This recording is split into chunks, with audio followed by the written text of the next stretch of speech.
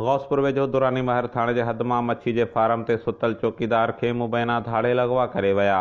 गुज़िरियल 4 ॾींहनि अंदरि गौसपुर वारे इलाइक़े मां अगवा थींदड़नि जो अंग वधी छत थी वियो। वार सख़्त परेशान। गौसपुर वेझो दुरानी महर थाणे जे हद ॻोठ झंगल मीराणी में राति देर सां धाड़ेलनि हमलो करे मच्छी जे फार्म ते सुतल 2 ॼणनि चौकीदार ज़ाहिद मीराणी ऐं ज़ाकिर भइयो खे सख़्त तशद्दुद बणाइण बाद चौकीदार ज़ाहिद मीराणी खे मुबैना तौर अगवा करे विया। जंहिं बाद हद जी पुलिस ऐं मग़वी चौकीदार जा वारस हथियार खणी धाड़ेलनि पोयां कचे तरफ़ रवाना थी विया आहिनि। यादि रहे त गौसपुर ऐं उन जे भरपासे वारनि इलाइक़नि में धाड़ेलनि रिण ॿारे ॾिनो आहे ऐं गुज़िरियल 4 ॾींहनि अंदरि मुख़्तलिफ़ हंधनि तां 6 ॼणनि खे अगवा कयो वियो आहे, जिन खे पुलिस अञा ताईं बाज़ियाब कराए नाहे सघी।